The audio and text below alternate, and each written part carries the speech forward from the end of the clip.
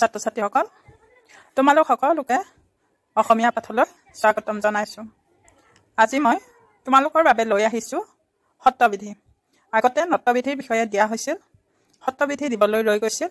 আজি মই এই সত্ৰবিধি লৈ আহিছোঁ। সত্ৰবিধি মানে হৈছে কিছুমান শব্দত দন্তীয়া হ ব্যৱহাৰ নহয়, মূৰ্ধন্য হ কিয় ব্যৱহাৰ হয়। ইয়াতে কিছুমান নিয়ম আছে, সেই নিয়মসমূহৰ বিষয়ে আলোচনা কৰিম। কি কাৰণত সেই শব্দটোত দন্তীয়া হ নহয় মূৰ্ধন্য হ ব্যৱহাৰ কৰা হৈছে। তোমালোকে এই নিয়মকেইটা ভালদৰে মন কৰিবা। 1 নম্বৰ নিয়ম হৈছে অ আ স্বৰবৰ্ণৰ বাহিৰে। অ আৰু আ স্বৰবৰ্ণ জানা তোমালোকে 11টা আছে। তাৰ ভিতৰত অ আ এই স্বৰবৰ্ণ দুটা বাদ দি অন্য যিকেইটা স্বৰবৰ্ণ আছে মানে হৰ্ষ ই, দীৰ্ঘ ই, হৰ্ষ উ, দীৰ্ঘ উ, ৰি, এ, ঐ, ও, ঔ এই বাকীকেইটা স্বৰবৰ্ণ অথবা ক আৰু ৰ এই আখৰটোৰ পিছত যদি কিবা প্ৰত্যয় যোগ হয়, সেই প্ৰত্যয়ত যদি দন্তীয়া হ থাকে তেতিয়াহ'লে তাৰ দন্তীয়া হটো আমি মূৰ্ধন্য হ লৈ পৰিৱৰ্তন কৰি সেই শব্দটো আমি লিখিম। অৰ্থাৎ তাত আমি দন্তীয়া হ নিদিওঁ, মূৰ্ধন্য হ দিম। এতিয়া চোৱা তোমালোকলৈ মন কৰাচোন এই শব্দবোৰত কিয় মূৰ্ধন্য হ ব্যৱহাৰ হৈছে। এতিয়া ঋষি শব্দটোত এই কাৰণে ব্যৱহাৰ হৈছে কাৰণ তাত মূৰ্ধন্য হটোৰ আগত ৰি আখৰটো আছে। কাৰণ নিয়ম মতে অ আৰ বাহিৰে অন্য স্বৰবৰ্ণৰ পিছত সদায় মূৰ্ধন্য হ হয়।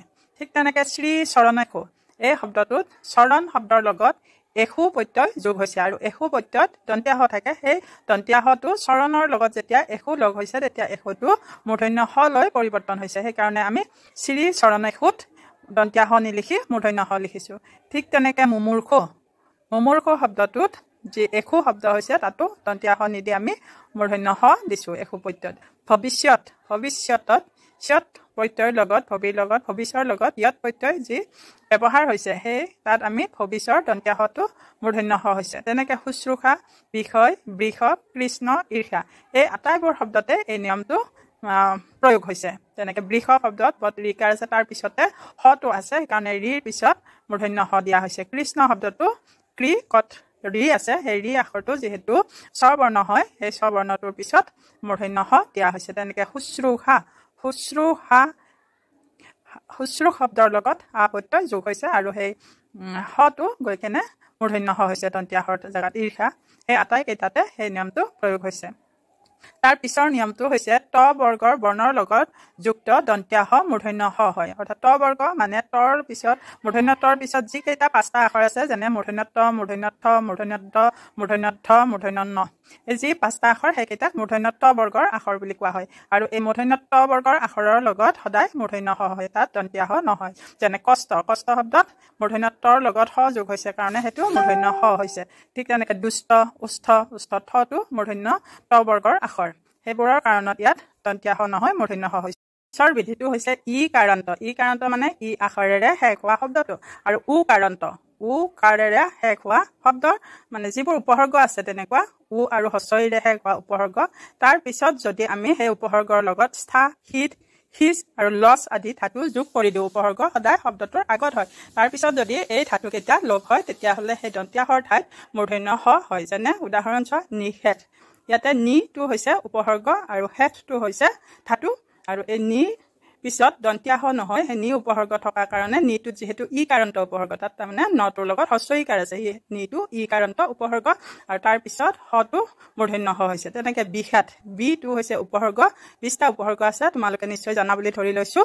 সেই উপসৰ্গ বিটোত ই কাৰন্ত মানে হস্ৰ ইকাৰ দিয়া আছে, সেইকাৰণে তাতো ই কাৰন্ত হোৱাৰ কাৰণে মূৰ্ধন্য হ হৈছে। তেনেকৈ প্ৰতিষ্ঠা শব্দটোত প্ৰতি হৈছে এটা উপসৰ্গ, তাৰ লগত স্থা ধাতু লগ লাগিছে, সেইকাৰণে প্ৰতি শব্দটো উপসৰ্গটো যিহেতু তাত হস্ৰ ইকাৰ আছে সেইটো হৈছে ই কাৰন্ত উপসৰ্গ আৰু ই কাৰন্তৰ লগত সেই স্থা ধাতুৰ মূৰ্ধন্য হৰ ঠাইত দন্তীয়া হৰ ঠাইত মূৰ্ধন্য হ হৈছে। ঠিক তেনেকৈ অভিলাষ শব্দটো অভি হৈছে উপসৰ্গ, তাৰ লগত লাখ ধাতু লগ হৈছে আৰু সেই অভিটো যিহেতু ই কাৰন্ত উপসৰ্গ গতিকে সেই কাৰন্ত উপসৰ্গৰ লগত লাখ ধাতু লগ হোৱাৰ সেই হটো গৈ কেনে মূৰ্ধন্য হ হৈছে।